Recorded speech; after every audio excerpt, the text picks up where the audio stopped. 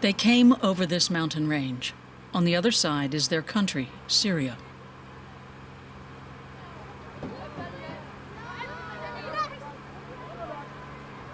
They are needed here in the Bekaa Valley.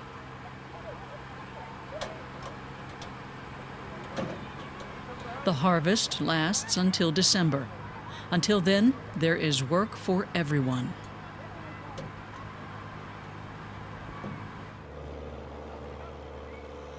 Tens of thousands of refugees from the Syrian civil war are laboring in the fields near the Syrian-Lebanese border. Children, like Wiam, have to work to provide for their families. Together with her friend Fatme, she works an 8-hour shift, like the others here, sometimes even longer. More than half the farm laborers are children who should be going to school, but have been drafted to work as wage slaves. The farmer who owns the potato field hires the young field workers via the camp supervisor, or shawish. He ensures that the harvest is carried out without a hitch and that his workers get what they need to subsist on. My parents get 4 packages of bread every day for all of us. There is a deduction for electricity and for the space where my family has our tent.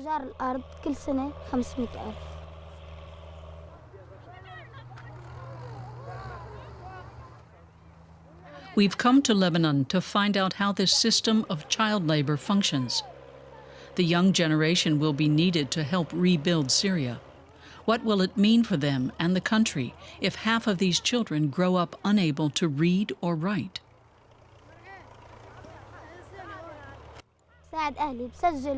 We don't get any money. I do this for my family.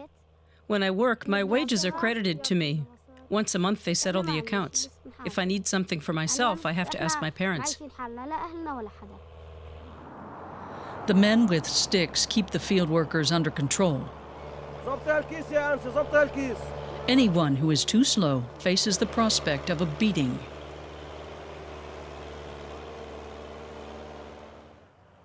The farmer, who the workers have been contracted to, has to be kept happy. There is no shortage of Syrian farm laborers to choose from. I can only go to school when it rains. When there's nothing to do in the field, we can go, if we have permission. I don't go to school, but some of the other kids do.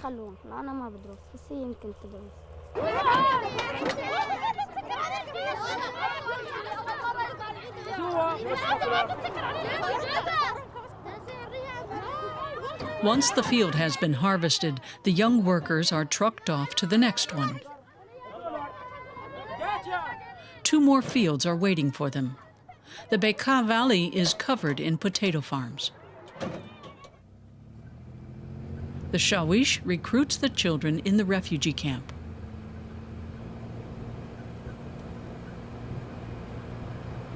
His business model depends on the dependency of others. The Syrian families owed him money as soon as they arrived in Lebanon.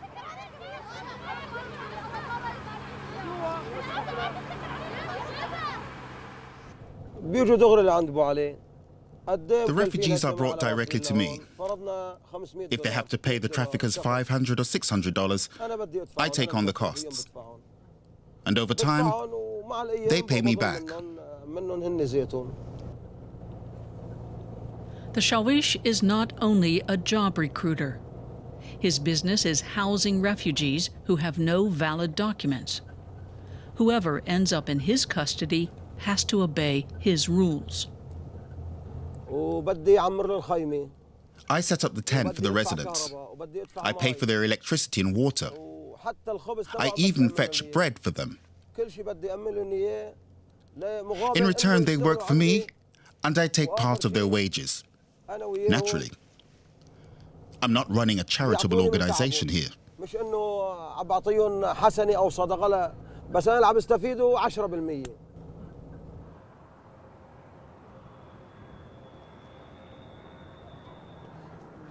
Throughout Lebanon, there are thousands of unofficial camps like this one. The Shawish is the boss here.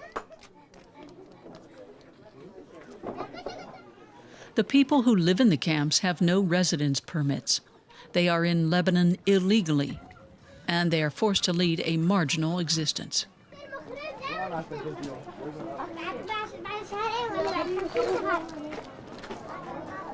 The grown-ups mostly earn money as hired hands on construction sites. They send their children out to do the less strenuous farm work. Fatme and her family came here 4 years ago. Fatme's younger siblings are still too young to work. She helps them with their schoolwork.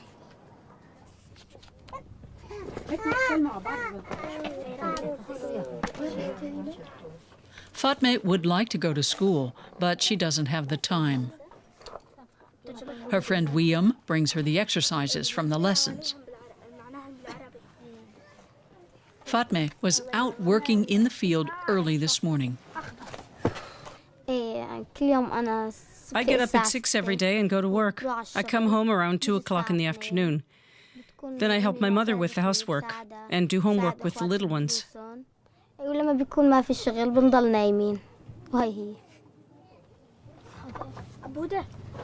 There are 500,000 Syrian children in Lebanon who should be going to school, but more than half of them are obliged to earn money. As illegal migrants, the adults have a hard time making a regular income. That's why they send their children to work. I only went to school for a short time, then I couldn't go anymore. For the past 2 years, I've been working to earn money. بلادي تبهج النظرة ويطلع حسنها صورة فمن ثلج إلى مرج إلى موج ترى ذورة قوم حياتنا الحلوة جمال صحة ثروة وبالمحراث نهضرها زمان الزرع قد أقبل فهات الرفش والمعول وقم واعمل ولا تكسل وحي الحقل والجدول. I'd like to be a pediatrician. That's my dream. I'd like to learn a lot and fulfill my dream, but unfortunately that can't be.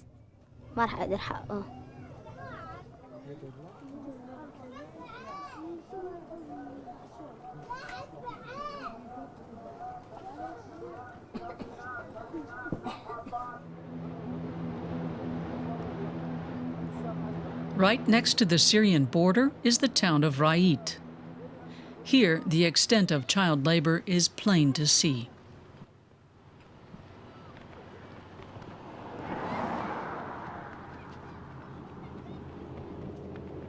Precious few school-aged children attend classes.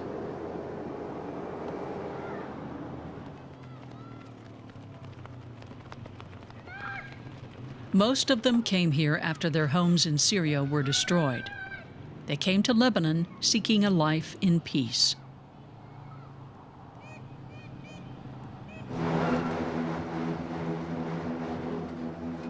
Here in Ra'it, they make bricks for the building industry. 70 factories press cement to produce thousands of blocks every day. Factory owner Ziad Kazan runs one of the biggest companies in the town. Syrians have been coming over the border for decades to work here. When the Civil War broke out, they brought their families too and settled next to the cement factory.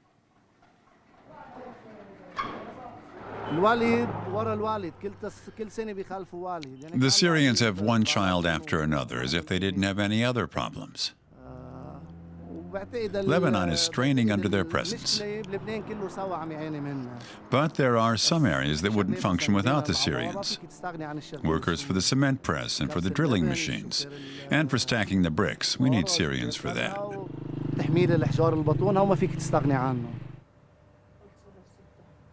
Everyone has to pitch in, including the girls. The youngest workers are 10 years old. The Al-Saleh family fled here from Homs 4 years ago after their house was hit by a missile. Their new home is directly next to one of the smaller brick factories in Ra'it.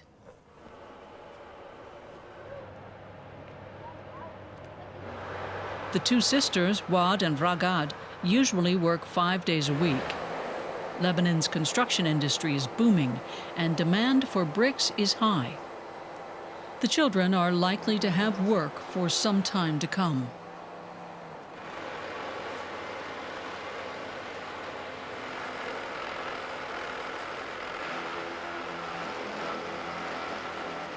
"13-year-old Ragad helps her brother fill the cement into the molds.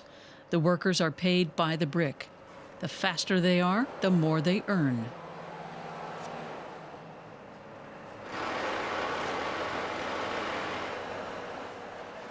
A 250,000 of these children go to work instead of school. The Lebanese economy would grind to a halt without them.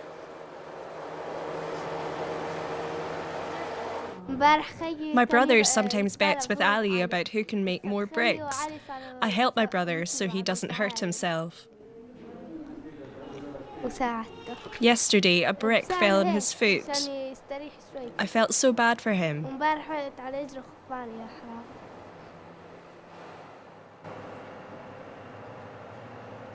Girls like Ragad are being robbed of their childhood.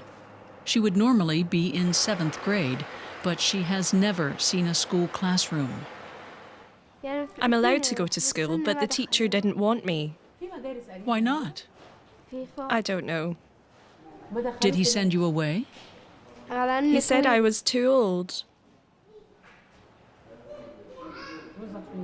They don't take such big pupils. Lebanon's school system is overwhelmed by the sheer numbers of Syrian refugees. Many children are turned away. There are not enough resources to accommodate all of them. That means youngsters like Ali have virtually no chance of getting an education. Instead, the 13-year-old's daily routine is toiling away in a brick factory. How do you imagine your future? I'll have to work. Work? Yes, making bricks. I have to until we can go back to Syria.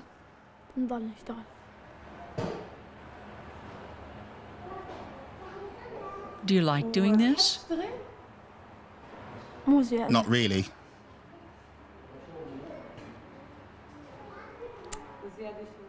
I hate it.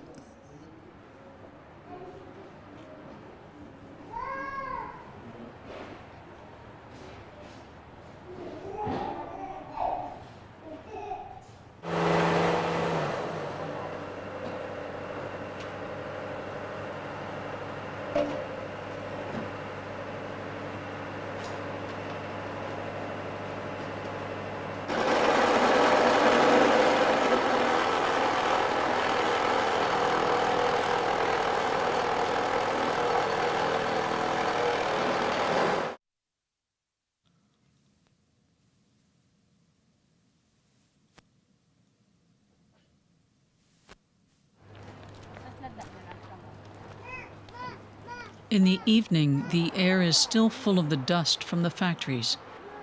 The families gather outside their tents. Most of the Syrians see Lebanon as a temporary home. Few want to stay here any longer than they have to.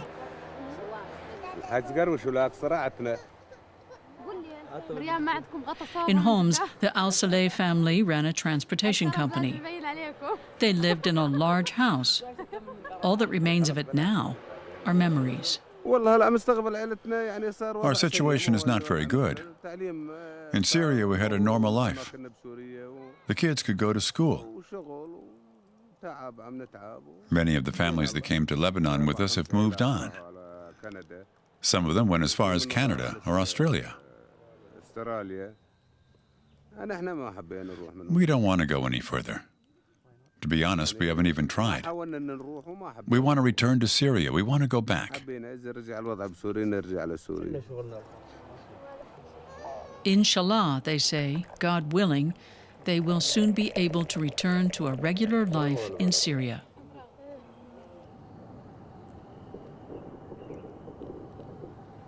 Beirut, the capital of Lebanon. The city has undergone many changes since the refugees arrived. Lebanon has taken in 1.5 million Syrians. Relative to the population, that's more than any other country.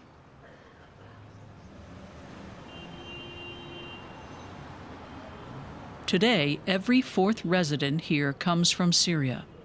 Most of them eke out a living on the fringes of society. They are merely tolerated and get little in the way of support from the state. 80% of the around 1.5 million Syrians here do not any longer have legal status to be in Lebanon. This raises an enormous range of barriers for them, right? It means they can't move freely for fear of arrest at checkpoints, which means they can't work. And when they can't work, they have very few resources to support their families, to pay for rent and to pay for basic things like transportation to send their kids to school. Human rights expert Basham Khawaja is the author of a study on the barriers to education that the refugee children face. It's a massive problem.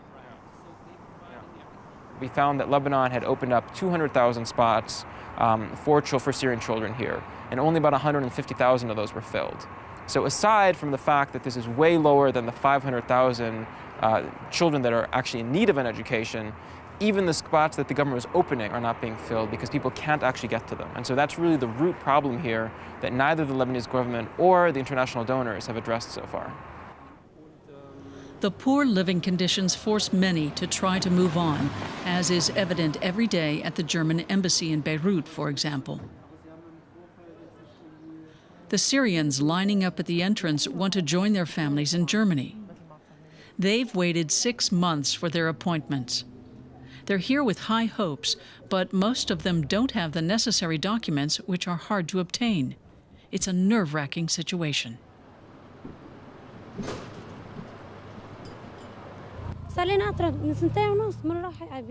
My husband is trying to get the papers I need from Germany. He's been trying for years. They keep sending me away because some documents are missing. It drives me crazy to always have to travel here. It causes me a lot of trouble. I'm suffering every day.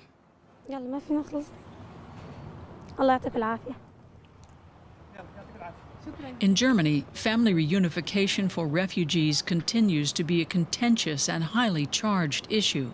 It's currently suspended for most Syrians. This family has been hoping for 2 years to get permission to travel to Germany.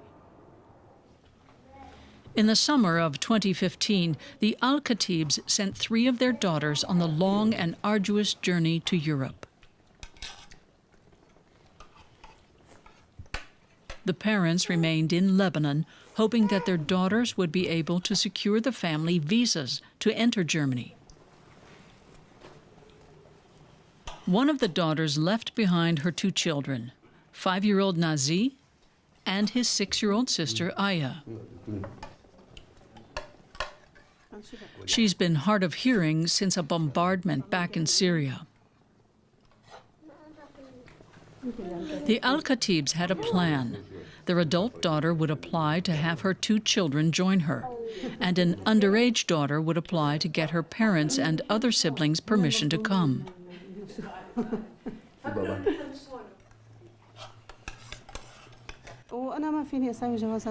They need our identification documents, but getting new ones is very expensive. It would cost us $11,000, and we couldn't be sure if they were real or fake. We'd have to send someone to Syria to get us our passports. We can't go there ourselves.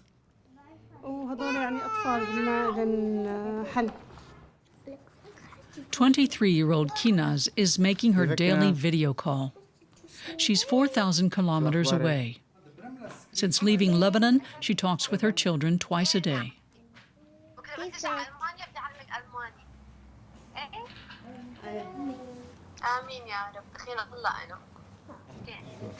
Kinaz is currently living in eastern Germany, close to the Polish border. She only has a temporary right to stay in Germany, like most of the Syrians there.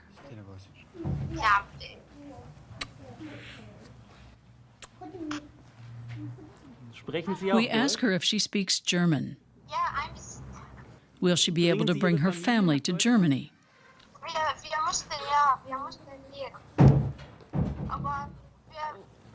Ich habe 1 Jahr ich kann nicht meine Familie zu mir kommen. Why not? Weil Ausweis, ich habe Ausweis, aber nur 1 Jahr noch. There are several 100,000 people like this family eager to join their relatives in Germany. Most attempts have failed. We need help to get to our daughters. It would be better for the children's future. There they could all go to school. We can't send them to school here. We can't afford it. 2 children would have to take the bus every day. That costs far too much. In Germany, they could all get an education.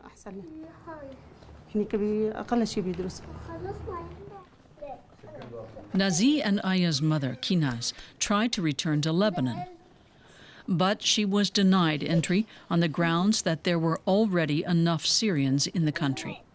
So they remained separated.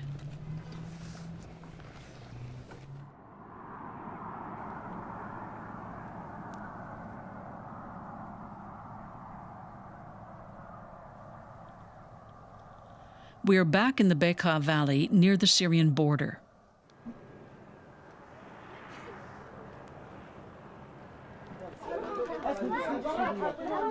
The residents of the camp are using the last days before the onset of winter to find a new place to live. Those who can afford to move on. Harvest time is coming to an end. Soon the first snow will start to fall. Wiam is getting ready for school. Today is a rainy day, as forecast. And a rainy day means she can go to school.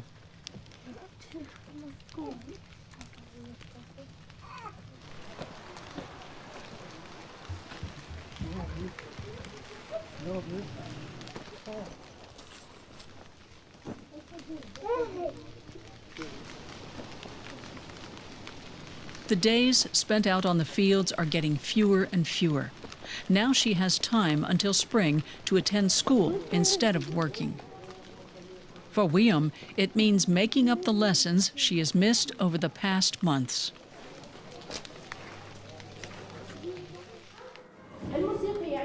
This is not a public school. Sawa is one of a range of private organizations in Lebanon that offer an education to children who can't attend regular schools.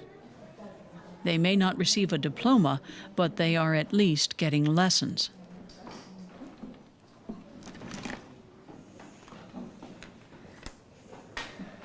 All the pupils here are Syrian refugees. Our organization understands the family's dilemma. We realize that our pupils also have to work. We always welcome them whenever they have time to attend class. We talk with the parents and try to persuade them to let the children come to us.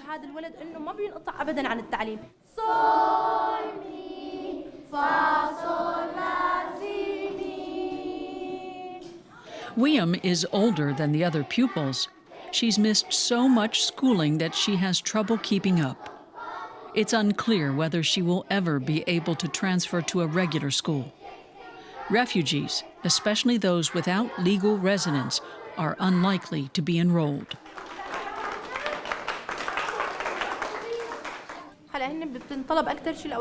The regular schools usually demand identification papers and a residence permit, but most of the refugees have neither. The main problem is that the state schools have too few spaces for all the refugee children. Many schools still only accept pupils who are officially registered and turn the others away.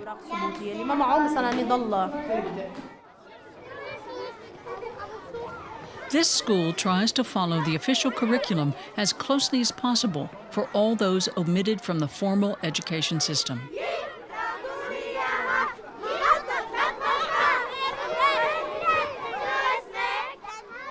250,000 Syrian children in Lebanon have never seen a classroom. Even though international conventions recognize the right to an education as a basic human right.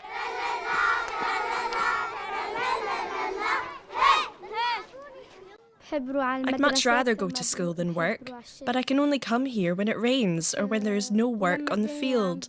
That's the only time I can come to school.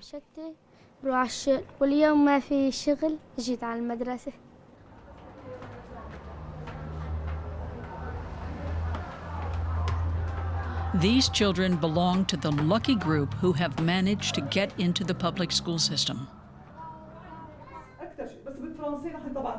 Haifa Yosef welcomes them to her living room. She fled from Syria herself, and she started up this class 3 years ago, back when none of these children were enrolled at a school. Today, they're here for some extra tutoring. The education sector, when it comes to institutional support or even programmatic support, is one of the sectors that receives the biggest portion of funding. We've had to do massive campaigns in order to explain to refugee parents the importance of enrolling their children in a formal educational program, or at least, if the children are facing difficulties in accessing Lebanese public schools, they can join non-formal education programs that will allow them to register in school the following year. Haifa Yosef worked in a bank in Aleppo before she came to Lebanon. Seeing the desperate plight of these children prompted her to take up teaching.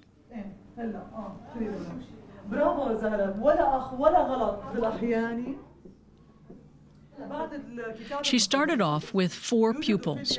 Now there are 13. She gets funding from international groups organized by a French teacher. The classroom materials are likewise paid for by donations. Unfortunately, the international conversation has already moved on, and so we're now seeing a lot of talk of what's going to happen with the rebuilding of Syria and the return of refugees, and correspondingly a decrease in the amount of money that's coming into Lebanon to support this crisis. I mean, this is really the generation that's supposed to be rebuilding Syria if this war stops and they're able to go home. And if kids don't have an education, if you have literally hundreds of thousands of children who grow up without an education, that will have enormous ramifications in the future. Ramifications for their native Syria and also their Lebanese hosts and the wider world.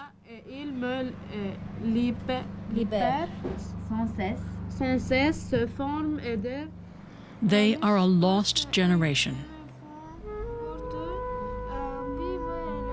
A generation robbed of their youth and facing the burden and hope of making Syria once again a land with an optimistic future.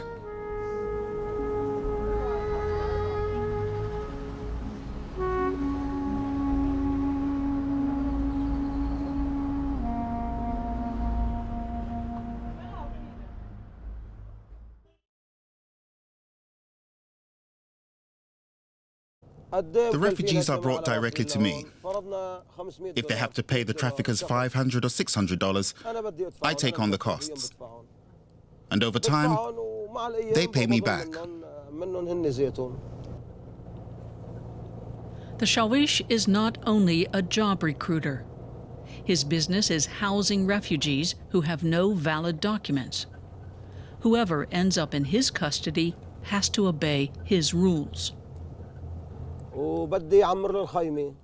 I set up the tent for the residents. I pay for their electricity and water.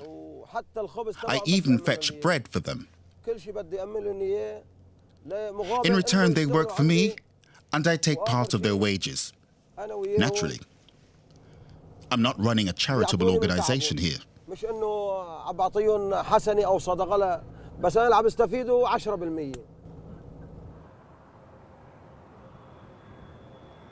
Will be needed to help rebuild Syria. What will it mean for them and the country if half of these children grow up unable to read or write?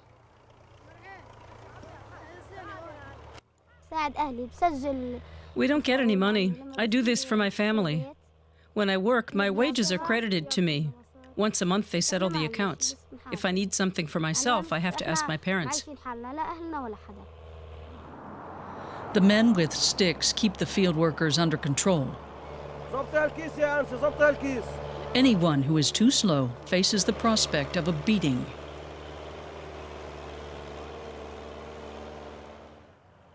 The farmer, who the workers have been contracted to, has to be kept happy. There is no shortage of Syrian farm laborers to choose from. I can only go to school when it rains. When there's nothing to do in the field, we can go. A friend, Fatme, she works an 8-hour shift, like the others here. Sometimes even longer. More than half the farm laborers are children who should be going to school, but have been drafted to work as wage slaves. The farmer who owns the potato field hires the young field workers via the camp supervisor, or shawish. He ensures that the harvest is carried out without a hitch and that his workers get what they need to subsist on.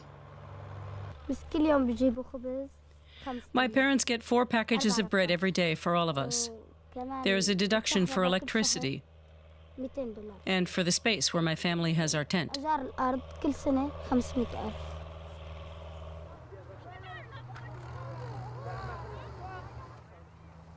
We've come to Lebanon to find out how this system of child labor functions. The young generation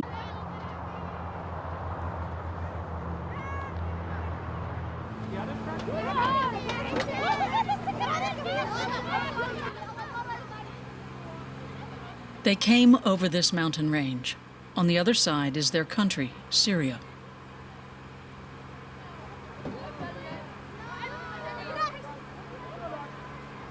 They are needed here in the Bekaa Valley.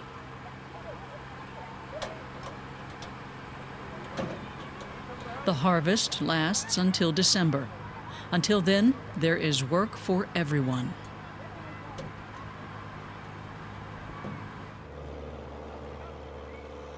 Tens of thousands of refugees from the Syrian civil war are laboring in the fields near the Syrian-Lebanese border.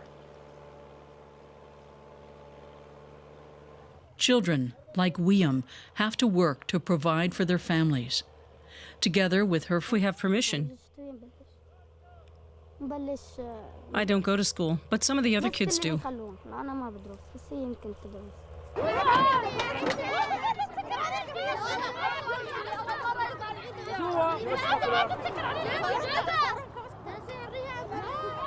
Once the field has been harvested, the young workers are trucked off to the next one. 2 more fields are waiting for them. The Bekaa Valley is covered in potato farms. The shawish recruits the children in the refugee camp.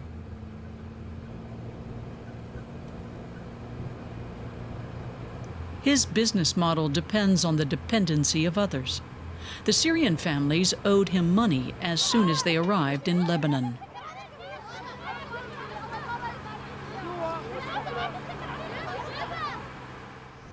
بيجوا دغري لعند ابو علي